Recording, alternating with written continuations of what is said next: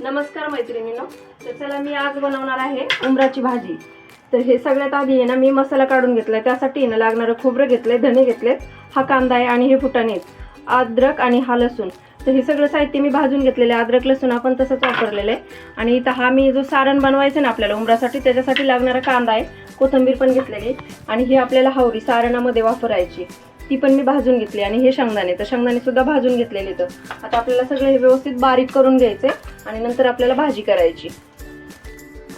तर हे पहा, आपण आहे ना हे बेसन पीठ आहे, त्याच्यात तिखट मीठ थोडंसं टाकून घेतले आणि आपल्याला हे उंबरं बनवण्यासाठी मळून घ्यायचे व्यवस्थित। तर हे जे पीठ आहे बेसन पीठ होतं आणि ते आपण मळून घेतलेले तिखट आणि मीठ टाकून याच्या आता आपल्याला उंबरं बनवायचे। तर मोहरी टाकली आणि हा आता लसूण पण आहे ना टाकून घेऊया, थोडेसे जिरे पण घेतलेले आहेत ते पण टाकून घेऊ। हा जो तो मसाला आहे एव्हरेस्ट गरम मसाला आणि हे मी तिखट आणि हळद घेतलेले एकत्र चमचा।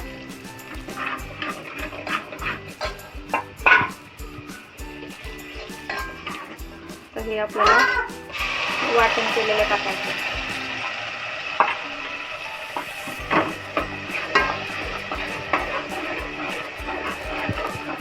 छान असा मसाला आहे ना आपला परतलेला आहे, त्याला अगदी छान तेल सुटायला लागलेलं आहे। तर आपल्याला इथं पाणी घालून घ्यायचं पाहिजे तेवढं।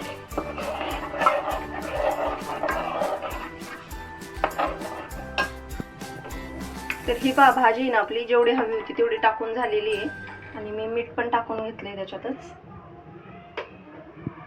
त्याला उकळी येऊन द्यायची, तोपर्यंत आपल्याला ना उंबरं करून घ्यायचे। तर थोडीशी कोथिंबीर टाकली वरून। तर हे पहा, मी आहे ना उंबरं बनवण्यासाठी ना हे साहित्य लागणारं काढून घेतलं होतं आणि ते तुम्हाला दाखवलं होतं। हवरी बारीक करून घेतली होती, म्हणजे पांढरे तीळ आणि शेंगदाण्याचा कूट।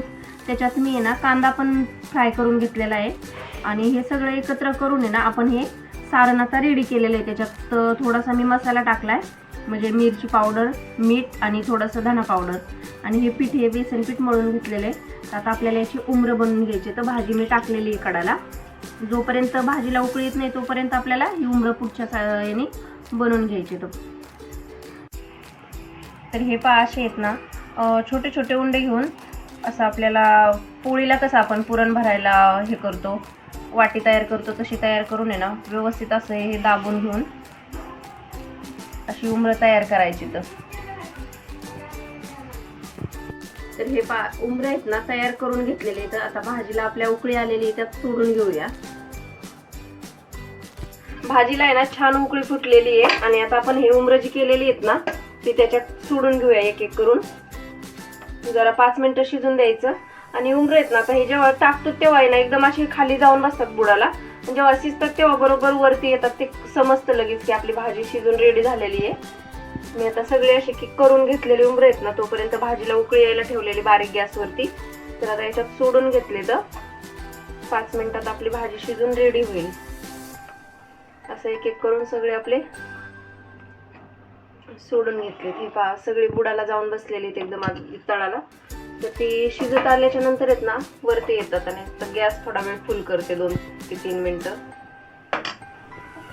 तर ही पहा, अशा पद्धतीने ना भाजी आपली शिजून रेडी झालेली आहे, कारण उंबरं आहेत ना ज्यावेळेस टाकली होती त्यावेळेस खाली म्हणजे बुडाला जाऊन थांबले होते आणि आता वरती आलेले आहेत पहा, कारण शिजल्याच्या नंतरच ती वरती येतात।